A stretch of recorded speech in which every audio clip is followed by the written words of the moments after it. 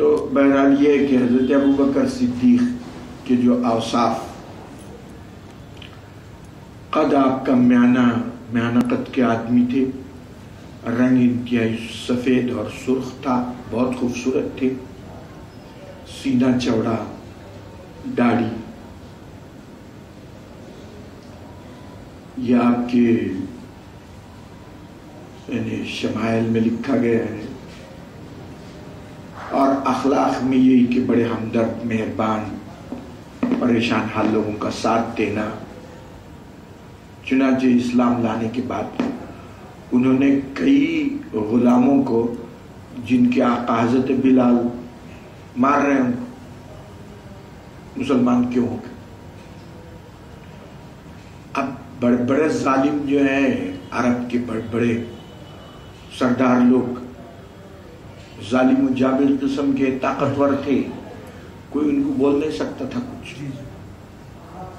اب بھی اپنے پاس جو بڑے بڑے غنڈے ٹائپ لوگ ہیں، اب ان کو کیا بولیں گے آپ؟ انہوں جو ہے مجمع میں گھس کے سب کے سامنے قتل کر دیتے۔ کیا کرتے آپ؟ باوجود اتنی سیکورٹی، پولیس، آرمی، قانون کے، غنڈے لوگ اگر کسی کو قتل کرنا چاہے کوئی بھی نہیں روک سکتا۔ مزے میں جاتے مارتے، they are accustomed to do، عادی ہو گئے۔ تو حضرت ابوبکر صدیق نے جب دیکھا کہ حضرت بلال کو امیہ بن خلف ستا رہا ہے، تو ایک دن اس کو بات کر کے خرید لی، آزاد کر دی۔ عامر بن فہیرہ یہ غلام تھے، ایسے 7-8 غلاموں کو سمجھے نہیں۔ تو ان کے والد ان کو ایک دن بولے، ارے بیٹے کچھ طاقتور لوگوں پر تو بھی احسان کر، آپ ایسے لوگوں پر احسان کر رہے ہیں، کوئی کام آنے والے نہیں ہیں آپ کو۔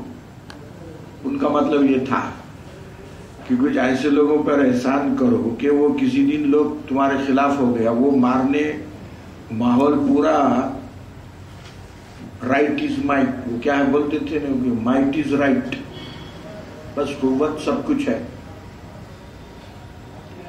تو اب وہ انہوں بولے ان کے والد کہ ایسے لوگوں کو تو بھی آزاد کرو کہ کسی دن تمہارا ساتھ دے سکے، وہ یہ کمزور غلام کیا ساتھ دیں گے؟ اور انہوں خاموش ہو گئے۔ ان کے خیال سے اب ان کو کیا معلوم ہم ان کو کیوں آزاد کر رہے ہیں۔ تو حضرت ابوبکر صدیق رضی اللہ تعالیٰ نے 7-8 غلاموں کو مکے میں پکڑ کے خرید کے، بہت بڑے تاجر تھے کپڑوں کے، کپڑے کے بہت زبردست تاجر تھے، اور اسی محلے میں رہتے تھے جہاں حضرت خدیجہ رہتی تھی، مکے میں۔ تو شاید حضور کا جو دوستانہ ہوا محلے داری کی وجہ سے ہوا، کیونکہ حضرت خدیجہ سے عقد کے بعد حضور حضرت خدیجہ کے پاس رہنے لگ گئے تھے، اور ان کا گھر وہیں تھا۔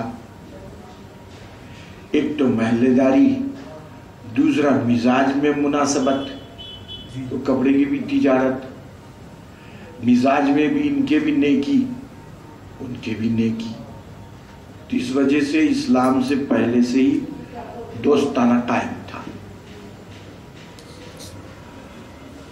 تو اب جب آپ نے جو ہے دیکھ چکے تھے حضور کی صداقت کو، امانت کو، دیانت کو، چنانچہ حضرت خدیجہ نے جب آپ پر وحی آئی، نازل ہوئی، تو حضرت خدیجہ نے جو الفاظ کہے حضور کی تعریف میں، انکا تکسب المعدوم، اکسب یکسب اکساب، تکسب تنفق، تفید تنفع، معدوم فقیر، آپ تو مسکینوں کا ساتھ دینے والی، ارامل بیواؤں کا ساتھ دینے والی، غریبوں کا اس زمانے میں وہ بہت بڑا کام تھا وہ، اس لیے کہ کوئی ظالم اگر مار رہا کسی کو، آج بھی کسی کمزور کا ساتھ دینا آسان نہیں، تو اللہ سبحانہ وتعالیٰ ایسے لوگوں کو پیدا فرماتا ہے، وہ کرتے رہتے یہ کام، مدد کریں گے، غریبوں کی امداد کریں گے، سمجھے نہیں؟ ہمارے محلے میں ایک بزرگ تھے، انتقال ہو گیا، بڑے نیک، قدیم زمانے کی تہذیب اور پرانے BA پڑھے ہوئے تھے دینیات سے، فارسی اتنی عمدہ ان کی، اردو ایسی زبردست، عربی ویسی، دین ویسا ان کا، ایسے مضبوط اخلاق تھی۔ تو میرے سے ہمیشہ کہتے تھے کوئی طلبہ ایسے بتائیے کہ جن کی فیس بھرنا ہے،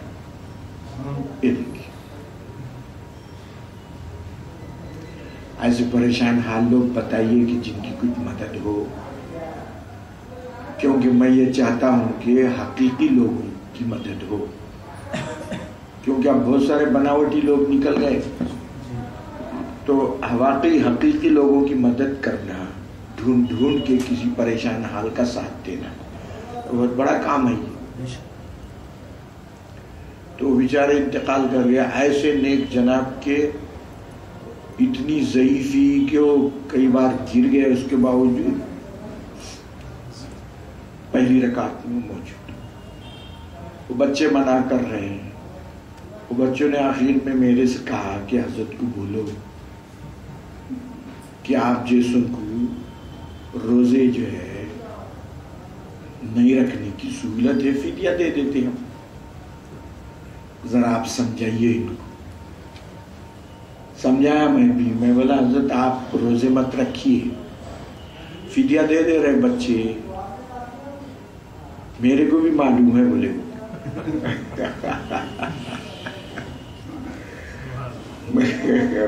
دل نہیں مانتا، بولے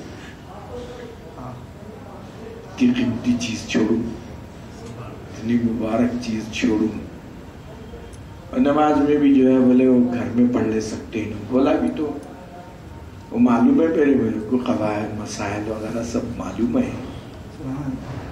تو ایسے نیک لوگ دیکھیے آپ، وہ چراغ جلے ہوئے ہو، چراغ ہے وہ، چراغ سے چراغ، چراغ سے چراغ، حضرت ابوبکر کے صدیقی خصائل لیے ہوئے کئی لوگ ابھی بھی ہے، ایسا نہیں کہ دنیا ختم ہو گئی، سارے نالائق چھوڑے، نہیں ہے، ایسا کیسے رہیں گے، قیامت تک رہیں گے اچھے لوگ، مگر کم ہوتی چلی جائے گی۔ تو حضرت ابوبکر صدیق جو ہے، حضور پاک علیہ السلام نے جب ایمان پیش کیا تو کیا فرماتے دیکھیے حضور، ہر ایک کے سامنے میں نے اسلام پیش کیا، دیکھا کہ ہر ایک نے کچھ نہ کچھ تردد کیا، مگر ابوبکر نے تردد نہیں کیا، اور واقعہ معراج میں تو لوگوں نے آ کے جھپٹ کے کہا کہ دیکھیے، ان کو یقین ہو گیا تھا کہ اب یہ ابوبکر صدیق اب پلٹ جائیں گے، مکی کی معتبر شخصیت تو اس میں تھی، عشرہ مبشرہ جو 10 ہیں، حضرت عثمان، طلحہ، سعید، حضرت کی افہام و تفہیم سے، کاؤنسلنگ سے مسلمان، حضرت عثمان غنی، بولے ایسا شخص جو مذہب اختیار کرتا وہ غلط نہیں ہو سکتا، دیکھیے یہ ہونا ہے مضبوطی، کہ یہ آدمی جو کام کر رہا ہے یہ غلط نہیں ہو سکتا۔ تو بڑے بڑے اکابر صحابہ جو ہے، حضرت ابوبکر صدیق کی ایمان لانے کی وجہ سے، ان کی افہام و تفہیم سے اسلام قبول کی، اور اس وقت اسلام قبول کرنا تو جو ہے اپنے آپ کو موت کی دعوت دے نہیں تھا، وہ کوئی ایسے زمانے میں تھوڑی لائے جو مزہ ہو رہا ہے۔ بہت سارے لوگ جو ہے دیکھتے کہ پارٹی کمزور ہو گئی، بولے تو چھوڑ دیتے ساتھ، چلے دوسری پارٹی میں. تو ایسے وقت میں حضرت ابوبکر نے اسلام قبول کیا، جو پہلے مسلمان تھے، ویری فرسٹ. اب سب سے پہلے تو حضرت خدیجہ ہیں عورتوں میں، اور مردوں میں حضرت ابوبکر صدیق ہے. اور صدیق کے معنی بھی وہی ہے، تصدیق کرنے والے. واقع معراج پہ تو کافر سمجھ گئے تھے کہ اب انہوں لوگ بدل جائیں گے، اب انہوں ایسی بات بول رہے کہ جو ہے کہ 1 مہینے کا سفر مسجد اقصیٰ کا جانا، 1 مہینہ آنا، 2 مہینے، 2 مہینے کے سفر کو انہوں بول رہے ہیں راتوں رات تھوڑے سے وقت میں. بولے پلٹ جائیں گے لوگ. حضرت ابوبکر کے پاس آئے کہ چلو اب انہوں تو سمجھدار آدمی، انہوں تو نکل جائیں گے. تو آ کے سنائے تو حضور نے فرمایا، حضرت ابوبکر نے فرمایا کہ کیوں تہمت لگا رہے ہیں پہ؟ تو وہ لوگ بولے نہیں انہوں ابھی بھی بول رہے ہیں، تہمت نہیں لگا. اچھا اگر وہ بول رہے ہیں تو پھر اصدقو، میں تصدیق کرتا ہوں. یہ صدیق تصدیق کرنے والے. تو یہ حضرت ابوبکر صدیق رضی اللہ تعالیٰ عنہ شروع سے حضور کے ساتھ ہر مرحلے میں، ہر موقع پہ.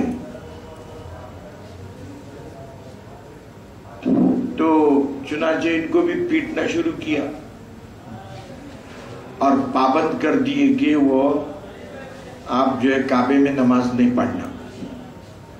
تو انہوں اپنے گھر میں ہی جو ہے ایک جگہ بنا کے نماز پڑھنے لگ گئے.